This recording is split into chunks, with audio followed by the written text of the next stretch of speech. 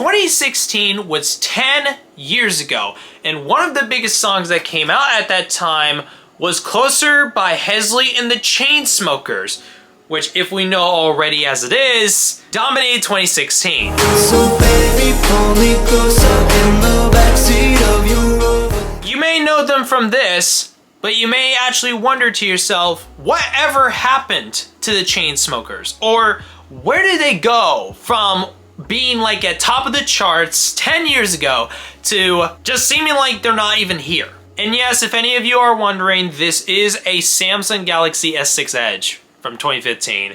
And I feel like it's fitting because considering the fact that 2016 has been a big thing on people's minds lately, especially for the fact of nostalgia and just the idea of wanting to relive the days of what would be 2016. From the music to the culture to the movies, TV shows, whatever was coming out at the time. Fun fact, Stranger Things actually started this year, so I mean, it just is crazy to think how this big show ended up taking the whole thing by storm. Although the Chainsmokers got their big break in 2016, even though they released Roses in 2015, Roses didn't get so popular till around 2016, alongside with Don't Let Me Down, that was the next big single, and then Closer, which was just the big one. The song that dominated the 2016 charts for 3 months before Black Beatles took over in November of 2016. Now, the Chainsmokers in themselves have had quite a bit of success after 2016 with Paris,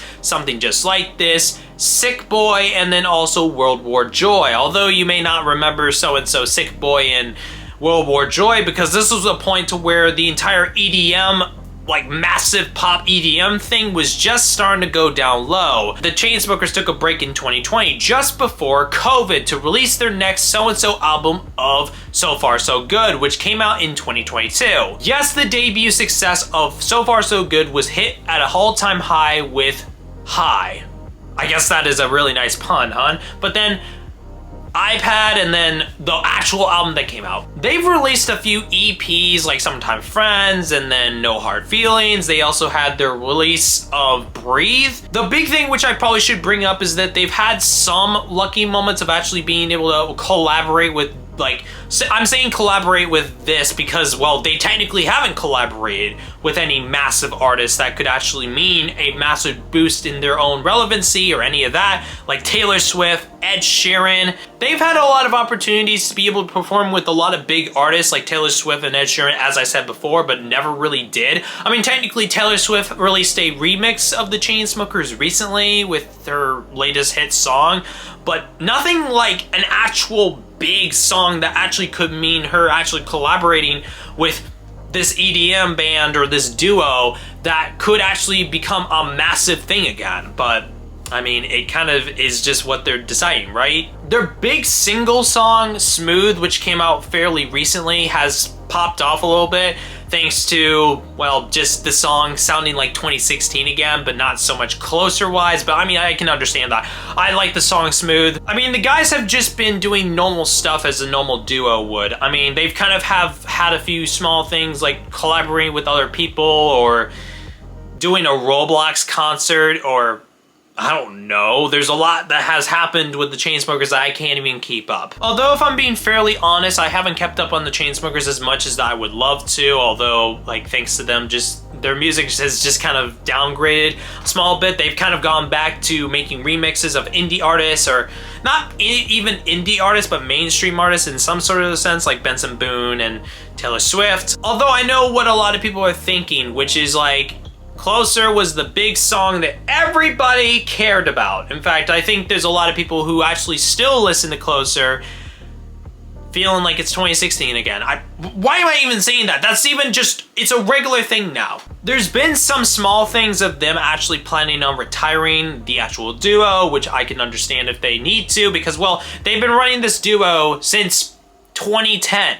I do miss when the Chainsmokers were on the charts in some way or another, because their last one was based in 2022 with the song High, which, great song, but, I mean, it's not as good as Closer. Okay, I do have to say that they haven't been doing a lot. I guess that's the one thing that I should just say, that they haven't been doing so much where it's really that exciting. I mean, they've been doing tours and so things, actually seeing our artists and that stuff. But I mean, it's what it is. But if you do want a more in-depth history of the Chainsmokers from when they started up to 2023, I will link a documentary in the description below that I made 3 years ago. I'll put one up here too. And I will say thank you guys so much for watching this little quick video on the Chainsmokers, because, well, I wanted to do a video on Chainsmokers because everybody's getting on the idea of Closer again, and might as well talk about it because there's so many people that are probably going to question where the hell are the Chainsmokers at, or why is there so-and-so artist that hasn't been up on the charts for the past couple of years. Can you tell I'm out of the Byler vibe? Yeah. Yep, I'm not. Bye!